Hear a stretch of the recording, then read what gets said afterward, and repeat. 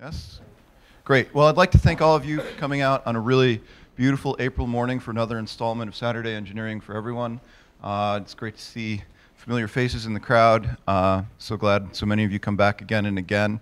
It's a testament to our speakers and to your interest in being engaged in science and engineering in the community. So today's speaker is Professor John Dallasassi. John is a friend and colleague of mine here in electrical and computer engineering, and I could pretty much summarize his bio this way.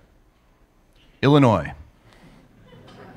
We're done. So John did his undergraduate degree here, his master's and his Ph.D. Got his Ph.D. in 1991. And then went out into the world, worked in industry, worked at a couple of startups, worked in industry again, went back to a startup, worked with a very important startup called Scorpios out of Albuquerque, and was their chief technology officer, and is still involved with them. John joined the faculty here then a couple of years ago, has racked up a very impressive record of teaching and research, and has very kindly agreed to come here to talk to us today about, you say you want a revolution, the lasting legacy of Bardeen and Holonyak. And without further ado, John Dallasassi. Great, thanks, Scott.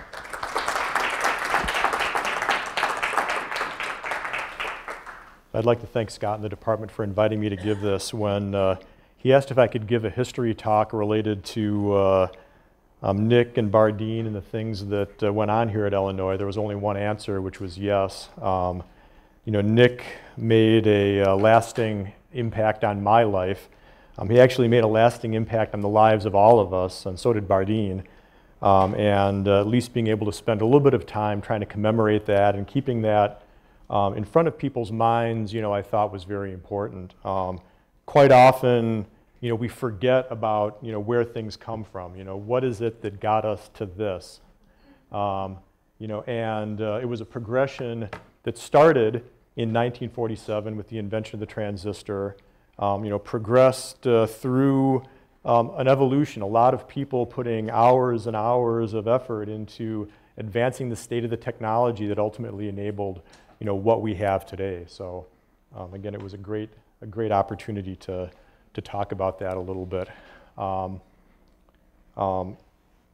If you look at both Bardeen and Holonyak, the measure of their impact is significant. Bardeen, of course, with the invention of the transistor, which I already mentioned, cracking the problem of the theory of superconductivity, which a number of great minds put a lot of effort into trying to solve. Superconductivity was a mystery until Bardeen, with Cooper and Schrieffer, looked into this, and after years and years of effort and a paper that's 30 pages of quantum mechanical derivations, showed a theory that was accepted by the world and explained superconductivity in a meaningful way. Nick, of course, is best known for the light-emitting diode. And really, that was part of the group that made the first functional semiconductor laser. There were 4 groups that around the same time published results on that. What Nick did, and I'll talk about this in a little more detail, is he showed that semiconductors that were mixtures, not just pure gallium arsenide, but other materials as well, could be brought together and make alloy semiconductors, and that those alloys could be shown to emit very efficient visible light. And that was the key, because before that, LEDs were sort of a curiosity. Showing that they could make a laser demonstrated that the internal quantum efficiency, which is a metric of how efficiently you convert current into photons, was good enough to enable, eventually, LEDs to replace incandescent bulbs. So, and again, I'll talk about all that. So the talk is a little bit of a mixture of history, of a little bit of science, and hopefully at least a little bit of adoration for 2 people who, whose impact is really immeasurable. So I wanted to start by talking about Bardeen, going back to the early days. Bardeen, of course, the only physicist or the only person that has received 2 Nobel Prizes in physics, Other people have received 2 Nobel Prizes, but not necessarily in the same field. That was for the transistor and superconductivity. And it's important for us sometimes to go back and think about what the world was like before we had the transistor, okay? Now, we had a lot of the same things that we have today.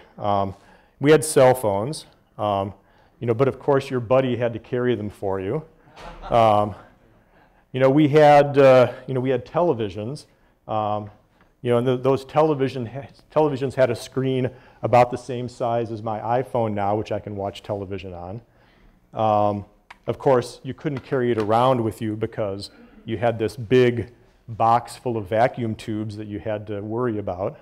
You had pocket calculators, but maybe you couldn't quite fit them in your pocket. They still did all the, well, not even all the functions of a modern calculator. I mean, they could add, they could subtract, they could multiply, they could divide, but some of the complex functions that are even, installed in my calculator app on my phone were beyond the capability of some of these early devices. We had switches and routers for channeling information. Of course, if you connect your computer to the internet, that has to be switched and routed through various connections in order to get that information that you need. Well, of course, there was switching and routing of information, except the information that was being switched and routed was a telephone call, which maybe you could sort of barely hear because it was being made on something that looked like this. And it was actually a person that was doing the switching and routing instead of an electronic circuit. And of course, all of that was made possible by the vacuum tube. I'm not sure how many people have actually touched a vacuum tube in here, probably a handful of people. Does anybody still have anything that has a vacuum tube in their house, vacuum tube electronics? Yeah, actually I do too. Yeah, exactly. But the world was a very different place. And of course, with the advent of the transistor, it's been a revolution. I mean, a true revolution. And of course, one of the reasons I picked the title of the talk, you say you want a revolution, is that during the middle part of the last century, of course, it was a great period of sort of social and economic revolution, right? I mean, and everybody highlights that. But quite often we forget about the technology revolution that was taking place. And that technology revolution was taking place as a consequence of the sorts of innovations that were being made at places like Bell Labs, Illinois, et cetera. So if we look at today's electronics, of course all of it's made possible by the integrated circuit, okay, which ultimately traces its roots back to the transistor. We have medical electronics, laptop computers, entertainment, cell phones, automotive electronics. My car probably has more sophisticated electronics than I had in my house when I was younger. Power handling electronics. All told, if you look at the semiconductor industry, the worldwide semiconductor sales in 2014 were $335 billion. Okay, that's just integrated circuits. That's not the electronics that are enabled by those integrated circuits. Okay, that's larger than the gross domestic product of most countries. Okay, in fact, only 35 countries have larger GDP. And just by comparison, the total for software in that time was about 307 billion. So if we go back and we take a look at how this came about, we have to go back and look at Bardeen and ultimately look at Nick as well and see what their history was. And of course, Bardeen himself was born up in Madison, Wisconsin in 1908. His father was the dean of medicine, or the dean of the School of Medicine at the University of Wisconsin, so he was very familiar with the academic life. He was encouraged by both his mother and his father. He was a childhood genius, but tragedy struck. At the age of 11, his mother died of cancer. despite that, at age 13, he finished high school. Up there, they had a uni high, which was kind of the equivalent, a university high school, which was similar to our uni high here. He finished all that coursework by age 13. It was a little bit too early for him to go into college, so he then went to Madison Central and spent a couple of years taking math and science courses that they didn't have at that high school that he graduated at. At age 15, he entered the University of Wisconsin in electrical engineering and began learning physics from people like Van Vleck, who was there. People came through to lecture, Debye, Dirac, et cetera. He finished his BS in 1928 and his MS in 1929. His advisor was a guy named Peters. And what he was looking at that point in time was the use of electrical and magnetic fields for prospecting. Okay?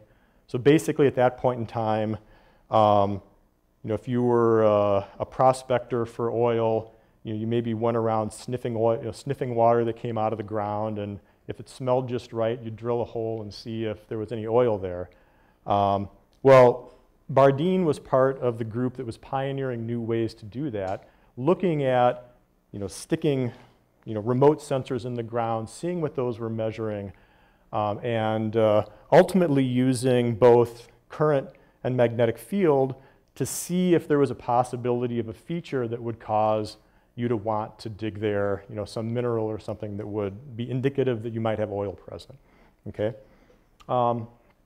So this work led him to go to Gulf Oil, working on electromagnetic prospecting. He did that for about 3 years. When he was there, he was realizing that having the education that he had, in order to really advance in what he was doing, he needed more schooling. If he wanted to continue being a person in that field of electromagnetic prospecting, he had to go back and get education in geology. But as he thought about it, he thought, well, I'm really interested in physics and modern physics. So instead of going in that direction, he ended up going to Princeton in mathematics, working for Eugene Wigner. Eugene Wigner, of course, was an expert in the quantum theory of solids, and he began learning quantum mechanics in a detailed way. At that time, he met Seitz, who was also a student there. That was ultimately important, bringing Bardeen back to Illinois. Following his Ph.D. in mathematics, I should say that it's sort of interesting that the two-time Nobelist in physics has a bachelor's and master's in electrical engineering and a Ph.D. in math. I guess if you have to get two, you have to go into something other than physics, maybe. From there, he followed kind of a traditional academic path. He went to Harvard as a junior fellow. He met his wife and married her, Jane Maxwell at that time. Went to the University of Minnesota to begin lecturing, and then war broke out. During the war, he went to the Naval Ordnance Lab and worked on basically influence fields. As a ship, ship travels through the ocean, it perturbs the magnetic fields, and that perturbation of those magnetic fields, if you've got a mine, the mine can detect that perturbation, and it uses that to trigger. Okay? Bardeen was working on ways of protecting ships from mines. People were trying things like degaussing of ships, things like that. But an important, just kind of a side note from this, is that this concept in the back of the head of an object propagating through a material and causing a perturbation of fields, that tied into a lot of Bardeen's sort of later work, I guess you'd say, on the quantum theory of solids and things. Okay, I mean not directly, but those thoughts are related in some way. Okay, and of course, in 1945, he felt like he had done everything he could there. The work was getting kind of boring and monotonous. He asked if he could leave, and he did. They released him, and he went to Bell Labs, which was a very important move.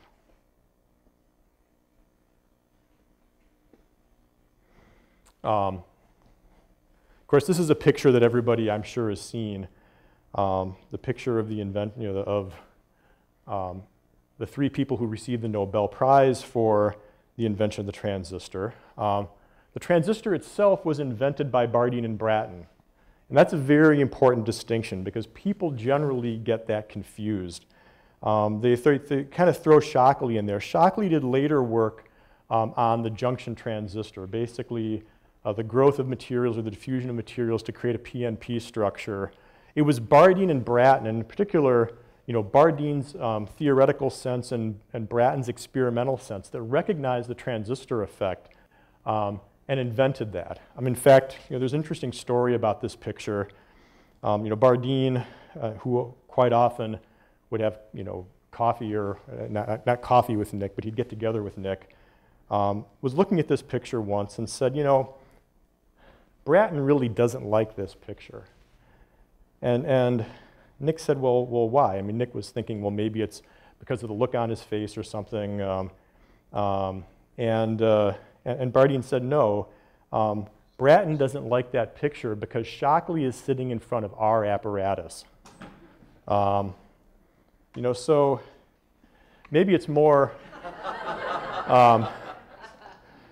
appropriate to have this, which is actually a convenient way to lead to an intro to what it is the transistor is, okay? If we look at what they have here, okay, we have a wedge, okay? This wedge has a gold coating on it, okay? That gold coating, Brattain took like, I think, a razor blade and he split it right down the middle, okay, so that there were two contacts across this wedge. This is a germanium sample. It's a germanium sample that has only one type of dopant in it. The dopants are what causes the semiconductor to be conductive or not. I've got a few slides on physics in a little bit. But when this gold point is brought onto the surface of our germanium, which was just a single N-type germanium wafer, it causes the surface conditions, basically the gold work function combined with the Fermi level, which we'll talk about in a minute, of the material, causes an inversion to occur. So by bringing a piece of gold on here, we end up with a p-type inversion layer, which I'll talk about in a minute. And we end up with a PNP structure using a piece of germanium that has only one doping type, okay? And again, I'll do a little bit of physics in a minute, okay? Just from an interesting, again, background perspective, something that people often wonder is how did the transistor get its name? It was actually a guy named John Pierce who suggested the name. Brattain, who knew Pierce, kind of had a way with words. In fact, he had written a couple of science fiction books under the name J.J. Coupling and was a close friend of Brattain. Said, well, what do you think we should call this thing? And he said, well, a lot of things that are being named now end in Tor, okay? Plus Bell Labs, I think, partially, liked things that they invented to end with Tor. He said, the property of the device is that you have a low impedance input, but a high impedance output, okay? So it's a transfer resistor, okay, or a transistor, okay? So that's how it got its name. So just a little bit of background, because again, in these Engineering for Everybody talks, I know that we like to have a little bit of physics in here, so now we'll do that. Just want to remind people of a couple of things. First of all, especially for people that that haven't looked at this in a while, the first question is, what is a semiconductor? Okay. Well, semiconductors typically come from column 4 of the periodic table. They can come from other places, but the most common ones that we're familiar with come from column 4. If we have a silicon atom, it wants to have 4 additional electrons in its outer shell. Okay, so if it finds 4 silicons to pair with, it can basically have a full outer orbital, and it's happy. Okay, so it sp3 hybridizes It forms this tetrahedral bond arrangement, and you end up with a crystalline solid, okay, when you form silicon. And this crystalline solid establishes the properties of the semiconductor, okay? And the properties are established, getting into the quantum mechanics of the solid. But in the end, the nice thing about silicon is that it's very abundant. I can go to the beach, dig a couple buckets full of sand, and then do a lot of work, and ultimately end up with a silicon wafer, okay? One of the things that I do in doing this, which is sort of interesting, is I convert the silicon into a liquid, silicon tetrachloride, and I use fractional distillation to purify it. So the purification actually takes place in a liquid form, a room temperature liquid form, So I guess, the history of mankind, and their enjoyment of things that involve distillation, allow us to ultimately have, semiconductors. So,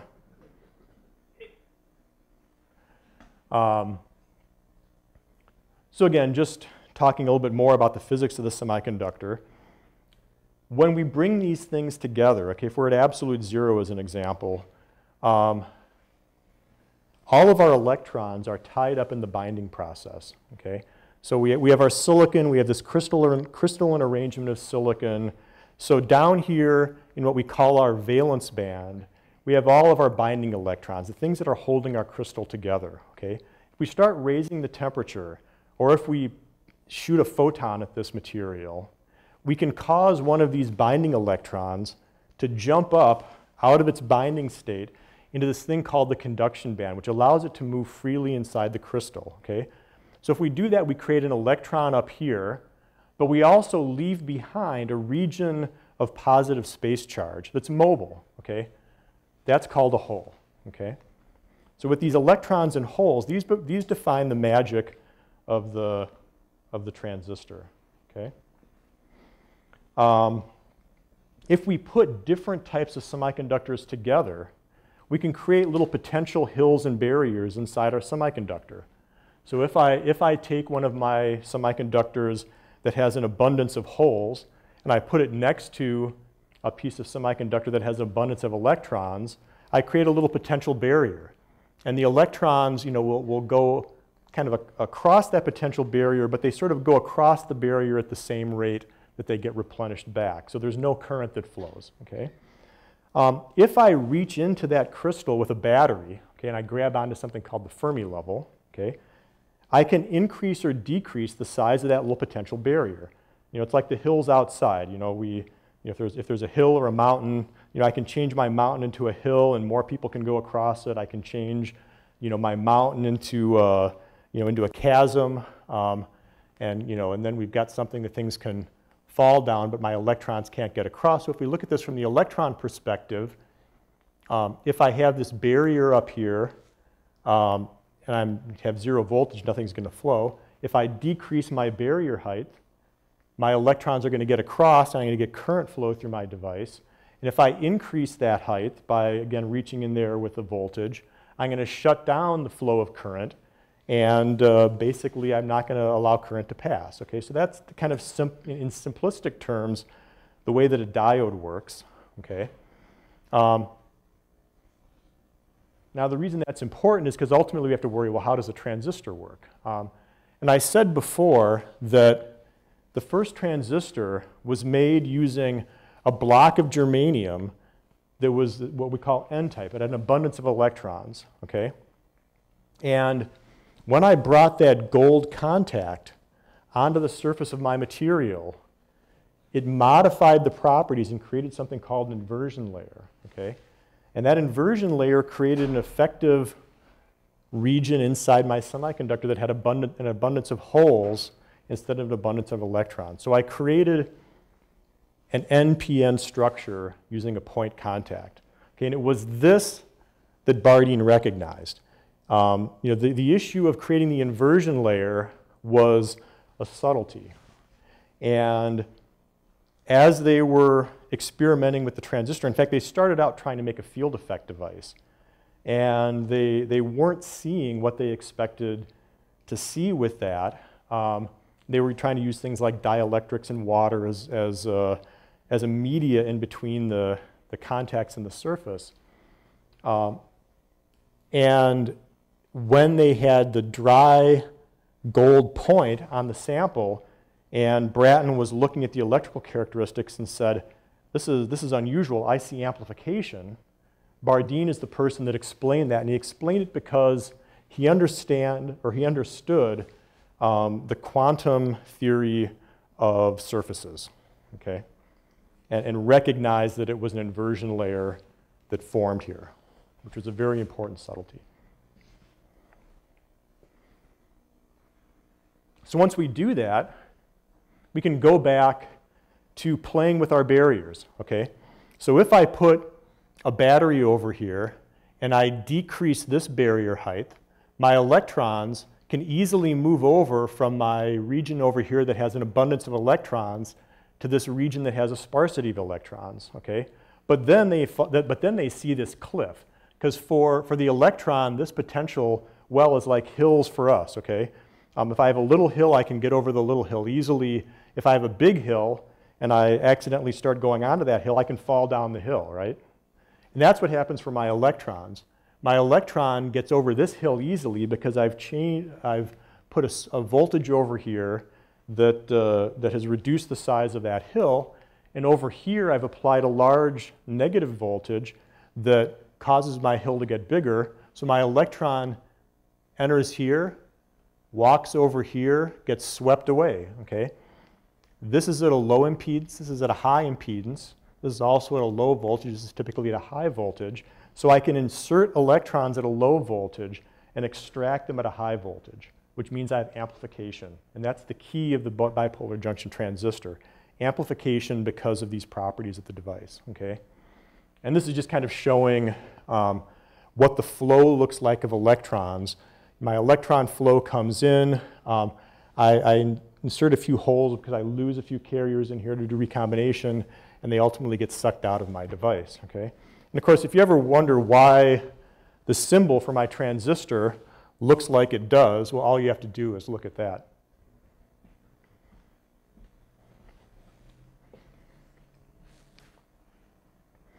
One of the first circuits that was made using the transistor was Bardeen's oscillator box. In fact, they made 3 of these.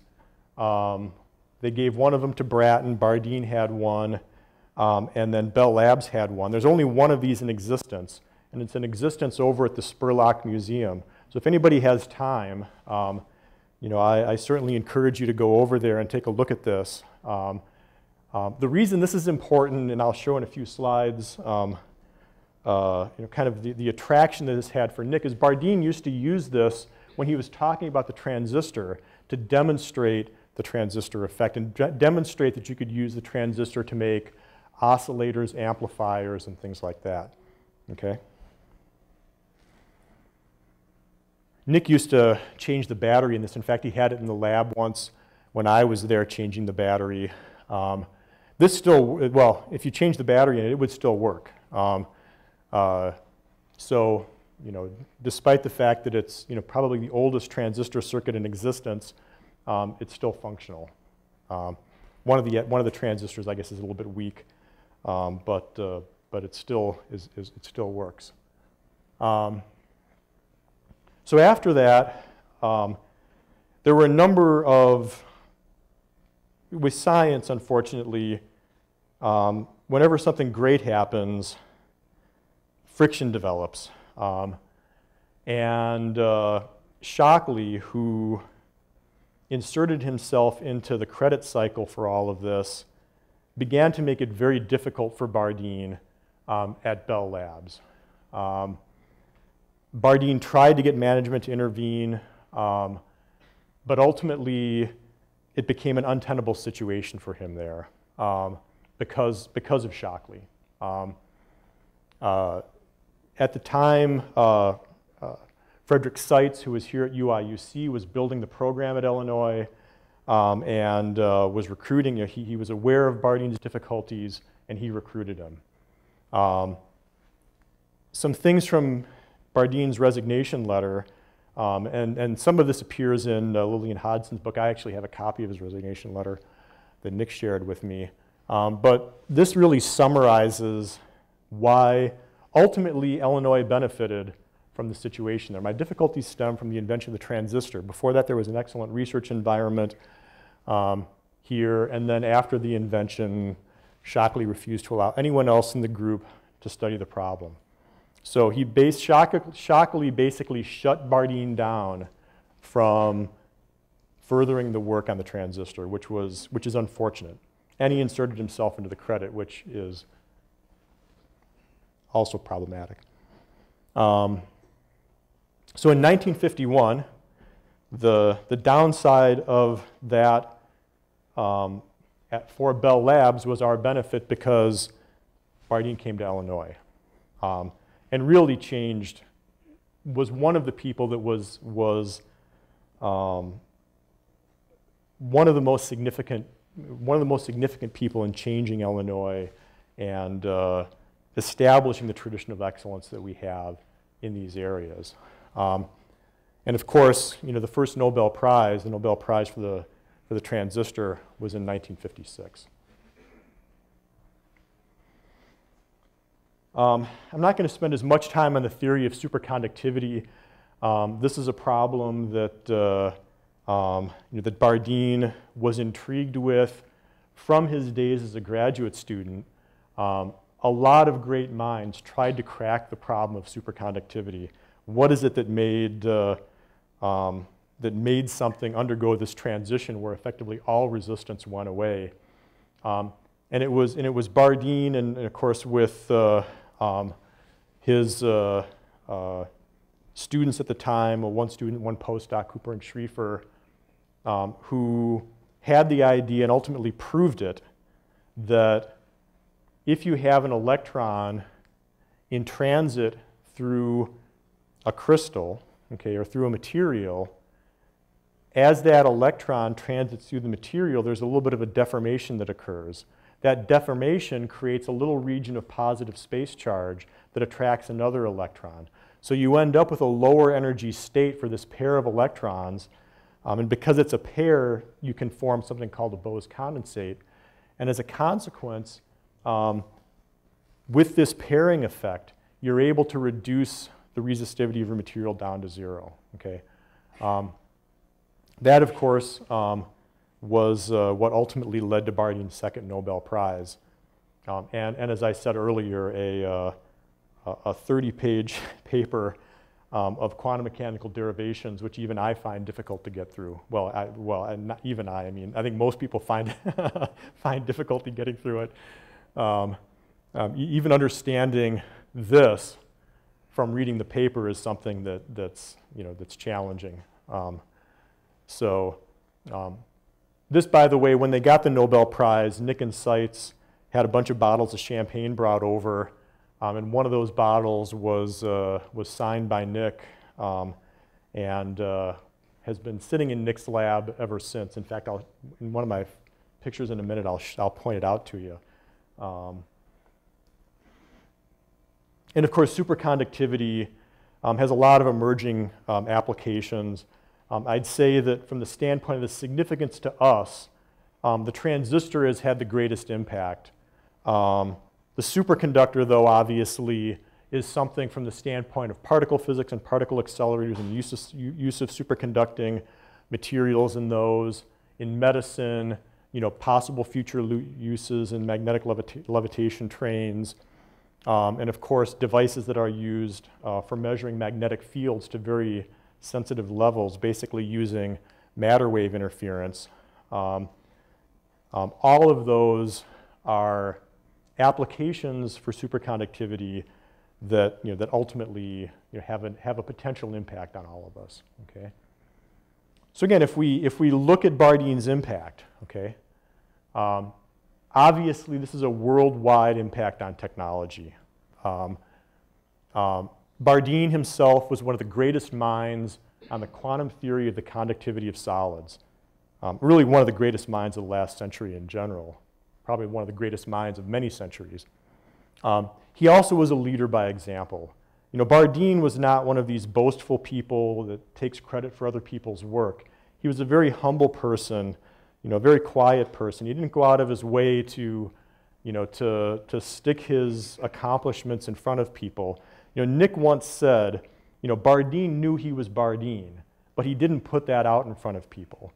And he really was a stellar example of how scientists should behave with this level of accomplishment.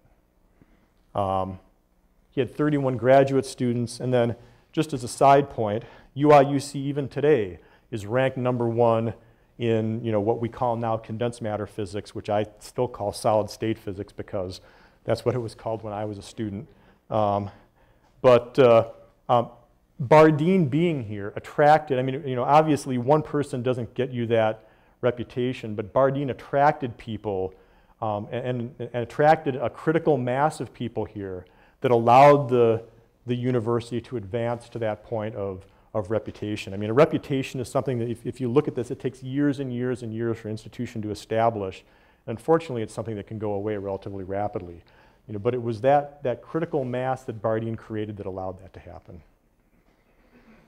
So now I'm going to start talking a little more about Nick. And this was the Draper Prize, which Nick recently was awarded for the invention of the LED. We could argue that he should have received other prizes as well, but I'll save that for another time. If we go back, Nick's background was very different from Bardeen's. Nick came from a coal mining town. He was born in Ziegler, Illinois in 1928. He went to Edwardsville High School. During summers, he worked for the railroad. In fact, he started working for the railroad when he was underage, which he attributes, and rightly so, to a lot of the physical problems he ultimately had with his back and things. Nick likes to say that this was his scholarship, okay? Working on the railroad is what, and saving the money from working on the railroad is what gave him the resources, because his parents were too poor to send him to school, and there weren't programs in place that allowed, you know, people from challenged backgrounds to get into the university. So he had to work to earn the money to come to Illinois. And he continued to work over his summers. He'd go back over the summer between, you know, between semester breaks and continue to earn money such that he could go to school. Okay? When he first went, he enrolled at the University of Illinois Extension Center in Granite City. He did a year there. And then in 1947, he transferred to the main campus. He got his BS in electrical engineering in 1950, the bronze tablet, which of course is an impressive accomplishment. His master's in electrical engineering in 1951. And around that time, he was working in von Furster's group doing vacuum tubes. Okay? And then Bardeen came to campus. So this actually is Nick. Nick is, I think, as a graduate student, one of the things that Nick always did was worked out at the gym. You know, gymnastics was something that he enjoyed. When he was a graduate student and Bardeen came to campus, he attended one of Bardeen's seminars. And ultimately took a couple of classes from him and then transferred into his group. But in one of Bardeen's seminars, Bardeen brought out the oscillator box, or the music box, as some people call it. Because what Bardeen would do is he'd play a little tune on that to demonstrate the transistor. But the thing that was unique is that for people who were used to tube electronics, the ability to flip a switch and immediately begin using something was a very foreign concept. And that is what intrigued Nick. He knew that things were different. When Bardeen flipped that box on and immediately began playing tunes, he recognized that electronics had changed. And ultimately asked Bardeen if he could join his group. So I call this, you know, a leap of faith, because when Nick joined Bardeen's group, the other people in von Furster's group said, "Holonyak, you're crazy." that transistor is never going to amount to anything. So anyway, obviously we know who was right.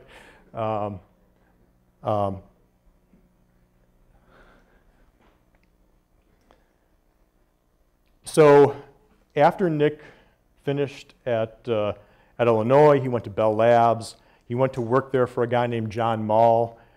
John Mall is the person who Nick really attributes with establishing Silicon Valley. I mean, a lot of people attribute that to Shockley. Shockley started Shockley Semiconductor, but Shockley had none of the technology. John Mall is the guy who knew how to actually make things. And when he went to, because ultimately Mall ended up at Stanford and ended up in the Bay Area, he brought that Bell Labs knowledge of how to render things, how to make silicon into an electronic device out to the Bay Area. So during this time, there was pioneering work that was going on processing of electronic devices.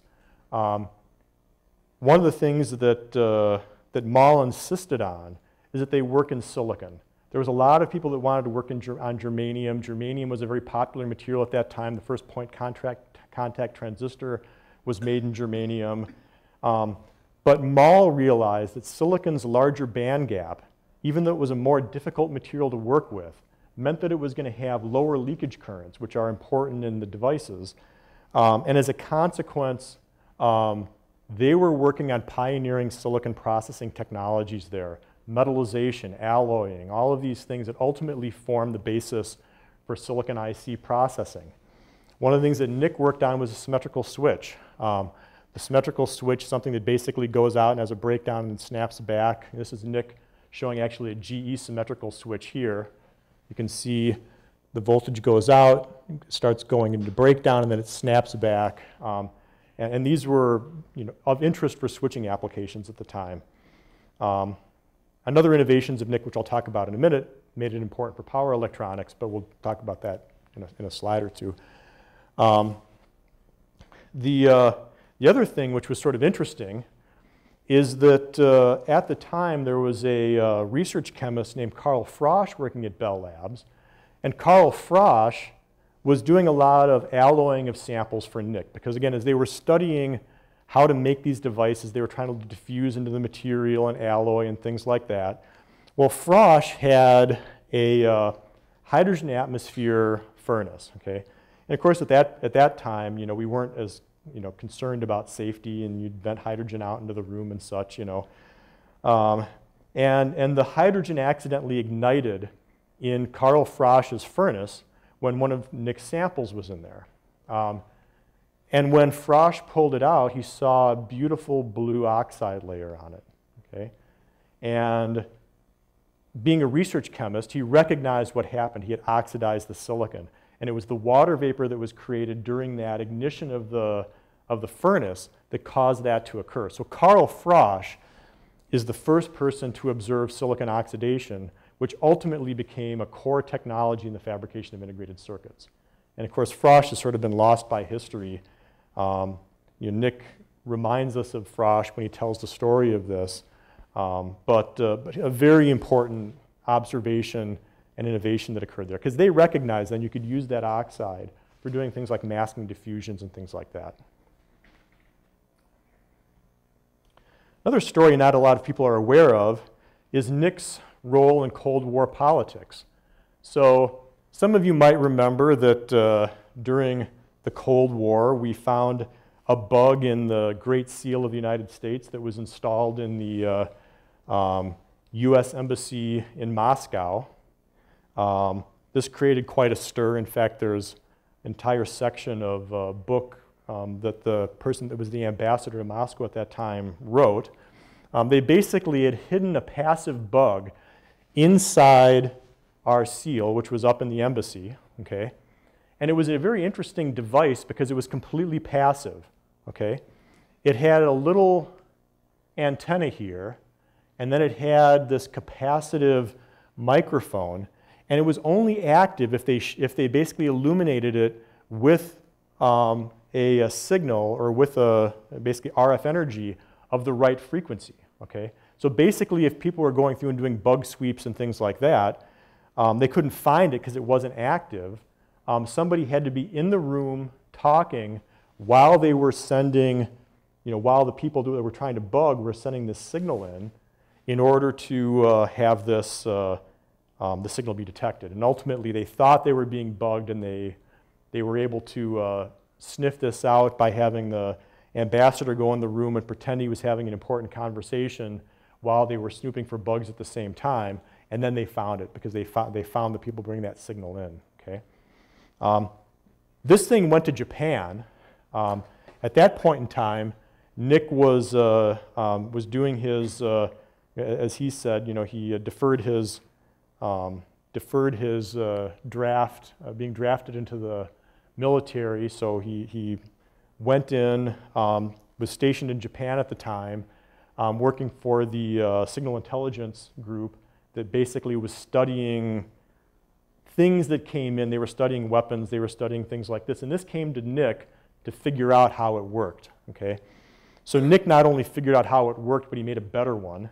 And of course, I think they ultimately had him destroy the better one. But this is all on display, I think, in the National, our spy museum, basically. So sort of an interesting sidelight. Nick also met a couple of people who later on went on to become executives at Sony, and were seminal in forming their research lab, and had a lot of great conversations when he was there regarding that. At General Electric, Nick went on to be in the group that was working on silicon-controlled rectifiers. In fact, a lot of the inventions related to the SCR were related to Nick and other people in that group.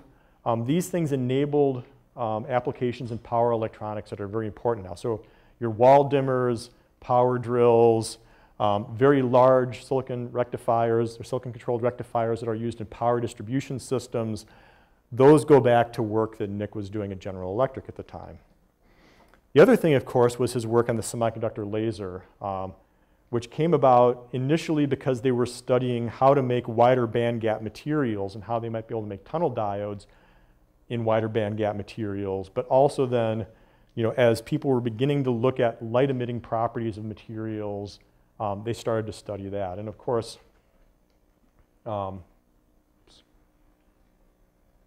that work led to, I'll switch to my red laser pointer now. That work led to the invention of the first practical light-emitting diode. And of course, that was done by making a visible spectrum semiconductor laser.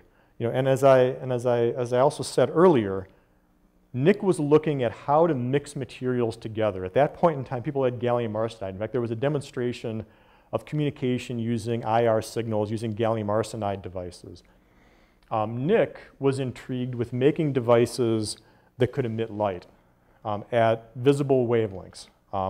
So he was working with gallium arsenide phosphide, which is a different material, and he made his own gallium arsenide phosphide using processes that he had developed when he was there, and was one of there were about 4 groups that came up with semiconductor laser at the same time. 2 groups at General Electric, one by Robert Hall, the other was Nick's group.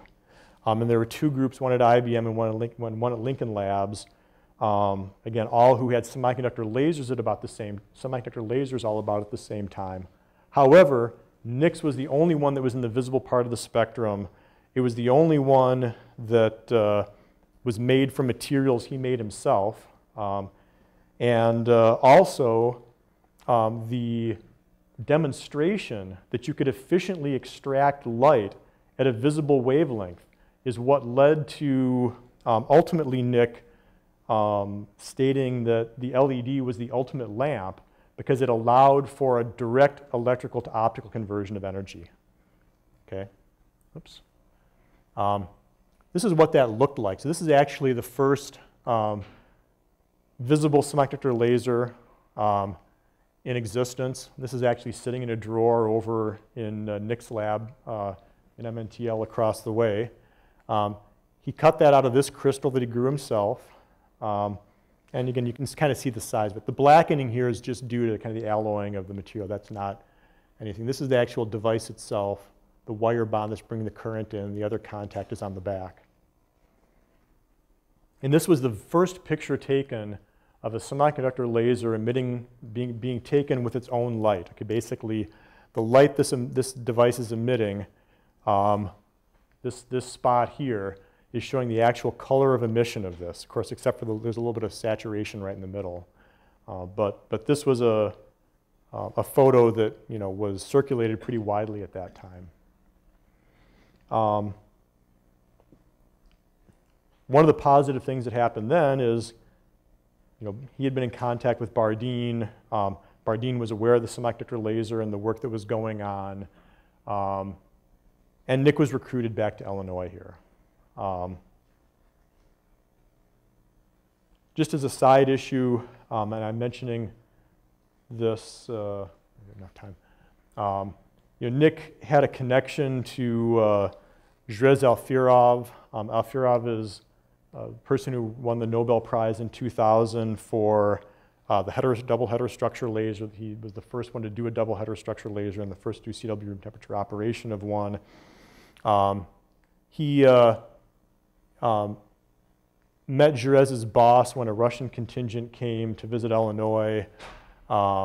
He visited the Soviet Union for a couple of weeks and met Alferov, and then Alferov spent time here. So this is just highlighting some of the interactions that were going on scientifically and technically at that time that led to just, again, prolific collaborations. One thing I'm going to point out, if you remember that champagne bottle that I showed earlier, that's right there. Now it's sitting on a shelf over in Nick's lab in MNTL, but just... John, there's a bottle of vodka there, too. Yes, there is. In fact, that probably was a bottle that, there's actually a vodka story involving Alferov. There's probably multiple vodka stories involving Alferov, but the bottom line of that story is Nick had to bring a bunch of vodka back for Alferov when he visited DC because, Jrez wasn't happy with, I guess, the quality of vodka that was available in the US. One of the things that was up on this shelf for a long time was a bottle of Slivovitz, which is like a plum liqueur. But yeah, that's, that was at a different time as well. In fact, if you look behind here, there was a sink. And what would happen in the lab is that, there was a whole bunch of clean beakers, and people would use clean beakers, and then when they were done using them, they'd set them down, on this sink, and it was the job of the rookies in the lab to clean the dirty beakers when the pile got so high that, it was, problems. So generally what would happen is, that would happen in the evenings typically, and generally people would bring a beer into the lab and drink a beer and clean the beakers. So, sort of a side issue. I wasn't planning on telling that story, but you guys pulled it out of me, I guess. Anyway, there were a lot of innovations in Nick's lab, and I'm going to go over a few of these relatively rapidly now just to make sure we've got plenty of time for questions. But the quantum well laser was an innovation from Illinois. The quantum well laser is important in fiber optic communication systems because it's a very efficient, with a quantum well laser, you reduce something called the threshold current of the laser at which the laser turns on. If I'm driving a current in at a certain current, the device begins to laze. A quantum well laser allows that to be more efficient. That was done by Resik and Holonyak. Resik is the guy right here behind. These are some of the liquid phase epitaxy systems they were using at the time to grow those. The guy in front is Raymond Chan. He's out in the Bay Area right now. Another innovation that came from Illinois was impurity-induced layer disordering. That was done by Leidig and Holonyak. Impurity-induced layer disordering is something that allows you to selectively modify an important property of the semiconductor called the band gap. Okay? If we create something called a superlattice, we can create an artificial band gap in our material. If we diffuse material into that, we can wipe out that superlattice and cause the band gap to change locally. Okay? If you look at this, What you're seeing here is a region in red where we've preserved our superlattice, and we've surrounded it by a region where we've intermixed that superlattice by diffusion. Okay? Now, the reason this is important is that if we start talking about applications like fiber optic communications as an example, or making lasers, in order to make those lasers better, we might want to create a transparent region right on the end of that laser stripe to keep our recombination away from the edges of our device. Okay? So this technique has been used or was used by a company called Spectra Diode Labs to make some of the highest power semiconductor lasers that were being made at the time. And those were being used as pump lasers for pumping diode pump solid state lasers. And they were also being used for undersea communications applications. There's a certain wavelength range that you use to pump something called an erbium doped fiber. And if you pump at this wavelength 90 nanometers, the fiber has gain. So if I'm transmitting a signal over a long distance, I don't want to have to go through electrical to optical or optical to electrical to optical conversion, especially if I'm underwater. I'd like to be able to do that using just a fiber with gain. And an EDFA allows that to happen. Okay? And that's you're basically pumping that with a 980 nanometer laser. And at the very end of that laser, you have a long gain region right at the end, right before the edge of the laser. You use this technique to intermix those wells, make it transparent, and now you don't have heat and light generated right by your surface, which can cause a problem. Okay? So it helps the reliability and also helps you go to higher power. Another important technology that came out of Illinois that I was involved with was 3,5 oxidation. With 3,5 oxidation, with a high composition aluminum gallium arsenide material, you're able to convert that material from a semiconductor into an oxide, so you change both the refractive index, which is an important material or important property for confining optically your photons in your material, but you also change the conductivity. Okay? I change it from a semiconductor to an insulator, which means I can control the electrons. I can control the flow of current in my device. So basically then with one process, I can either control, or I simultaneously control my optical field, and I can contain my current. So that's very, again, important from a laser perspective, especially a semiconductor laser application, because in a semiconductor laser, we're injecting current and we're generating photons. If we can control both of those at the same time, we can make interesting devices. Okay? And that's ultimately what we did. We first applied oxidation to make edge-emitting lasers. We showed lateral oxidation over long distances. Marinowski and Nick showed that you could use lateral oxidation to make a laser. And then Dennis Deppie, who was one of Nick's students, but who did this when he was at UT Austin, showed that you could use lateral oxidation to make a device called a vertical cavity surface emitting laser. Now, as it turns out, vertical cavity surface emitting lasers are very important devices. In fact, whenever I go over the internet, the chances are I'm touching one of these devices somewhere, okay? Because they're used extensively in enterprise networks, for short distance links, up to about 300 meters. They're extensively used in data centers. They're used in high performance supercomputers. They're also used in things like optical laser mice. If you have an optical mouse and you turn it over, if it glows red at you, it's got a visible laser. If it doesn't glow at you, it's got a VCSEL in it. Okay? And these devices are enabled by the lateral oxidation that we did at Illinois and that Dennis Deppie then put into a VCSEL when he was at UT Austin. Another important innovation that came about in a collaboration between Nick and Milton Feng is the transistor laser. The transistor laser is an important device because it ties all of this together, right? We have the transistor, we have electrons, we have holes. What Nick recognized is that inside the base of the transistor, when an electron-hole pair recombines, we generate light. As a consequence of generating that light, we can harness the photon in addition to harnessing the electrical signal, okay? So this tied everything together, and Nick is, of course, very proud of this. This device has a lot of future potential in terms of electronic photonic integration, and also photonic communication. Just to wrap a couple things up, of course, where we're at today with using LEDs for illumination also came about through a long trail of work by numerous people with input from NIC students along the way. So starting out with our gallium arsenide phosphide red device, that was advanced. George Crawford worked on gallium arsenide phosphide doped with nitrogen in order to get yellow LEDs. George ultimately became the leader of the group at Hewlett-Packard working on light-emitting diodes.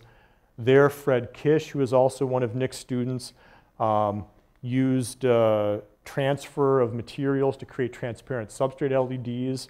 Mike Crames, another one of Nick's Holonyaks, recognized that you could more efficiently extract light if you shaped the LED. All of these things are being used in the materials, the nitride-based materials that are being used in lighting these days. And of course, this material system itself wouldn't exist, I don't have a slide on this, without the pioneering contributions of Russ Dupuis, who was another one of Nick's students, who was the person who made a process called metal organic chemical vapor deposition a practical process. All you have to do is look at a map of the United States and Europe to see why LEDs are important. And also, if you look at the numbers, a lot of light or a lot of electricity ends up getting used for this. And also, not having light available is something in developing countries that is a significant expense for them. So if we can have something like solar cells powering batteries that then are used for LED lighting, you can bring light to parts of the world that are spending a lot of their money right now just in lighting. Places are still using kerosene lighting, okay? That's one step away from using a torch. One of the things that Nick was criticized for a little bit at the time was this advertisement that Monsanto put out, because Nick and the people at Monsanto were involved in this. Nick was basically looking ahead, and the use of the efficiency with which you could extract light from a solid. That efficiency meant that ultimately the LED was something you could use for lighting applications. In 1971, you weren't there yet, okay? And when they predicted that you could use things like LEDs for, automotive applications, they were criticized. People said, no, you can never replace the headlights of a car with an LED. They're just not bright enough, okay? Well, obviously they were wrong. This was something that George Crawford presented to Nick. These are the LEDs, I think, and this was a Mercedes product. So again, a lot of different applications. Nick's accomplishments have earned him a lot of recognition. National Medal of Science from Bush Sr., National Medal of Technology from Bush Jr., the Global Energy Prize from Putin, the Japan Prize from the Emperor of Japan. So again, from an impact perspective, if you look at what Nick has done, 60 Ph.D. students, 10 of them elected to the National Academy of Engineering, 2 recipients of the Draper Prize with Nick, actually. Pioneering work on silicon processing at Bell Labs, pioneering work on thyristors at General Electric, the first demonstration of visible lasers at General Electric, the first quantum well laser, or the demonstration of the quantum well laser at Illinois, impurity-induced layer disordering, 3,5 oxidation, the transistor laser. Basically, every decade, Nick has made a contribution that's had a significant impact. Some people are happy with 1. Some people get 0. And again, just to kind of wrap things up, when the building was being built, I was contacted by Nicole Beck, who ultimately is the person who designed the sculpture out front, and she wanted some way of commemorating the collaboration between Nick and Bardeen. And we spent a lot of time talking. She had a lot of ideas that I kind of pointed her away from. But in the end, she wanted to commemorate this collaborative relationship that Bardeen and Holonyak had over the years. So she came up with amplifiers. If you take a look at this, the base of this is kind of a dark block. I mean, this is kind of symbolizing nicks coming up from the background of coal. Basically the coal mining influence. You can see the wave growing in amplitude. With the transistor, we have an amplifier that amplifies electrical signals. With the laser, we're amplifying optical signals. You can see that wave growing, and also from a collaboration perspective, the growth of collaboration and the growth of science that comes about as a consequence of collaboration. And again, it's really meant to commemorate that. So, and of course, you can just look at that outside, in addition to going over to the Spurlock Museum. There's a couple of good books that are, I think, nice summaries of what they've done, the Bright Stuff and True Genius, and a couple other things. So with that, I'd like to thank everybody. I can't thank Nick enough for the impact he's had on my life. And I hope all of you now maybe appreciate better what Bardeen and Holonyak have done, for the world. So thanks.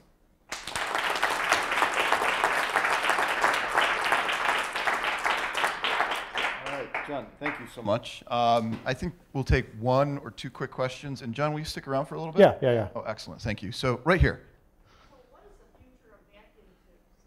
I have a house full of vacuum tubes from my father, who was a graduate from the engineering here. I understand they're sort of coming back, especially with biosystems and things.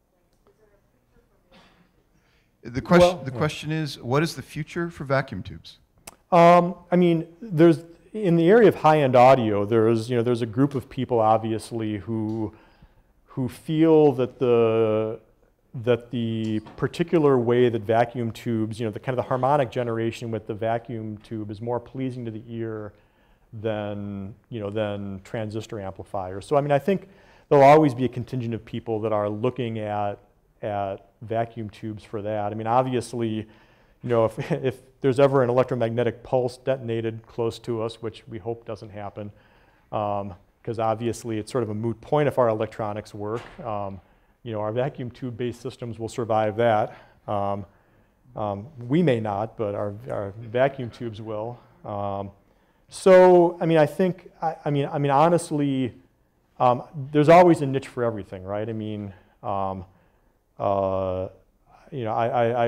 and of course, people are looking at ways to miniaturize there's groups of people working on vacuum microelectronics and things where they're trying to make, miniature use of plasmas and electron devices.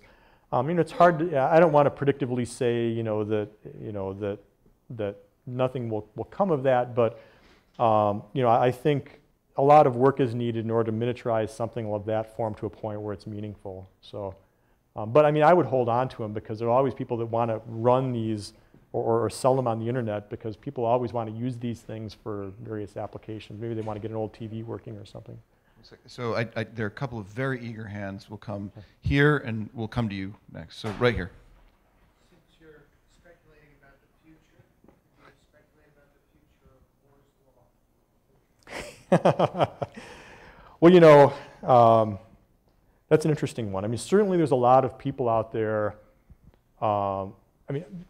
Fundamentally, we can only shrink things so far, right? I mean, we're shrinking the size of our transistor to the point where, where we're dealing with an atomic scale, right? And once you're at that point, you no longer can rely on the scaling that you can't scale less than one atom, right? So there's a lot of work going on different materials. People have been exploring graphene, that's, I'd say, largely been, an interesting thought experiment, but graphene proves to be, most useful when it's encased in wood and used for putting thoughts on paper. People would probably give me a hard time for that comment, I'm sorry. There's other two-dimensional materials that, again, have interesting properties, that might make them useful for some, electronic application. I mean, I personally believe in electronic photonic integration. I mean, one of the things that we're trying to do is to use the transistor laser, the light-emitting transistor, to make higher speed electronic photonic processors, where basically you use a combination of photons and electrons in your circuit, and then you're able to go up to higher speed because of the properties of the photonic interconnect. So I think that things might go in that direction, or maybe they go in a direction that we're not expecting. I mean, the digital paradigm, has been, holding us for a number of years. Maybe we need to start re-exploring, things in the analog world again, and maybe the photon allows us to do that because then we have to worry about crosstalk as much. It's hard to say. I mean, there's definitely a lot of interesting things out there. I'm trying to invest my time on electronic photonic integration because that's what I believe in, but, no one has a perfect crystal ball. And a lot of things, I mean, people were telling Nick that he was crazy for leaving a tube group. So, I think I can almost guarantee you that many of the things that are being promoted in popular, sort of popular forums, many of the things I've seen promoted in popular forums ultimately have gone nowhere, right? So a technology, and Nick would say this, a technology needs time to prove itself. So that's maybe a few thoughts on that. So I will take one last question here. Sure? Yep, I'll just The generosity here. So you had a hand? Quick. I don't know if it's appropriate or not. Could you say something about Nick's health? Is that possible? Is that an appropriate question? And maybe we can take that offline. Nick is still, I can say Nick is still active. I visit him every week. Milton Feng visits him, once or twice a week. He's got some support from the department, to help with emails and things like that. She visits him multiple times a week. He's still very mentally active. He's editing papers. He's involved in writing papers. His mobility is challenged in part, again, some of the things I talked about with regard to the railroad and his back surgeries over time. I mean, his mobility has been hampered, but he still is very active. All of us wish he could come in every day. He's not coming in every day anymore. He's not able to actually come in anymore. And with that, I'd like to thank John again. Thank you.